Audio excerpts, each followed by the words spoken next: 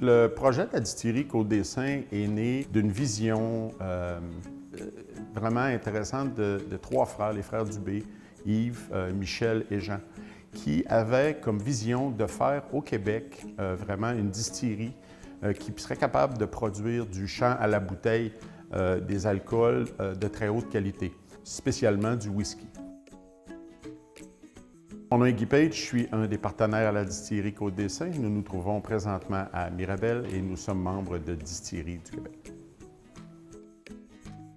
Le projet a débuté en 2015 et à partir de ce moment-là, l'élaboration, tout ce qui a été alentour de l'achat des terres, de la préparation avant la construction.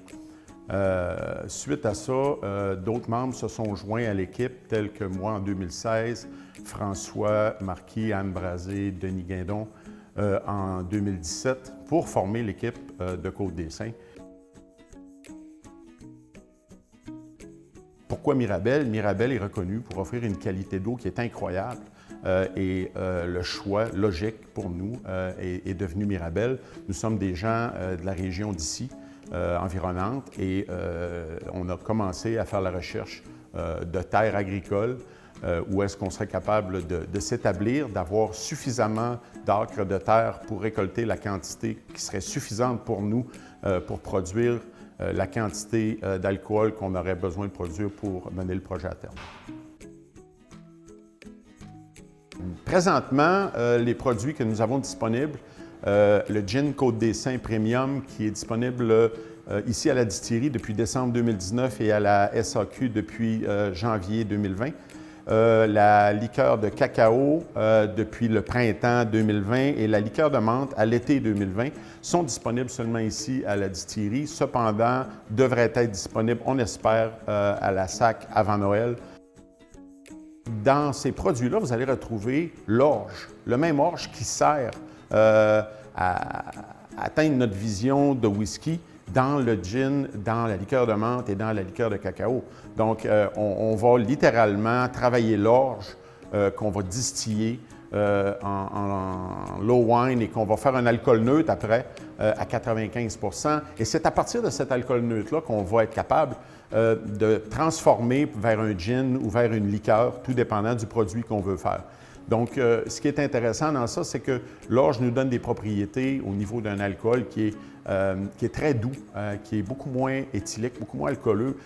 Comparativement à du vin, on dirait qu'il est rond en bouche. On travaille avec un cœur qui est très restreint. On travaille avec un alcool de base qui est d'une très, très haute qualité et qu'on n'a pas besoin de se procurer à l'extérieur, qu'on fait ici, ici même à la distillerie. Produit en vieillissement, on produit des whiskies, bien sûr. On a commencé à produire des whiskies, d'ailleurs, avant même de faire du gin ou des alcools neutres. Ces whiskies-là sont présentement en vieillissement dans des barriques provenant d'un petit peu partout sur la planète. On fait des whiskies dans des barils de Bourbon, comme la majeure partie des distilleries en Écosse qui vont travailler le Bourbon, la partie Speyside qui sont très spécialisées dans ça. Vous allez avoir aussi beaucoup de barils d'Oloroso qui sont d'excellents sherry qui nous permettent à vieillir des whiskies aussi. Et on va avoir beaucoup d'éditions spéciales, des rum casks, on va avoir des Porto, on va avoir des Armagnac, on va avoir également des barils comme le Mizunara, qui sont des barils japonais qui sont à toute fin pratique introuvables et qui sont en principe et en réalité les seuls barils neufs qu'on utilise ici parce que les Japonais travaillent les barils avec des barils neufs de chêne blanc japonais. On a également des barils de Pedro Jiménez qui sont d'excellents sherry de renommée mondiale. Un de nos objectifs, c'est d'avoir un des programmes de barils, le plus gros programme de barils en Amérique du Nord pour une distillerie de notre grosseur. On achète des barils littéralement de partout sur la planète pour faire vieillir nos whiskies, pour donner des cuvées spéciales. Le fumoir, ça fait partie de la vision du projet, je dirais à la limite, ça fait partie du rêve. On prévoit commencer à utiliser le fumoir lorsqu'on aura atteint un niveau de stabilité à travers nos lignes de whisky qu'on a commencé à produire en 2019.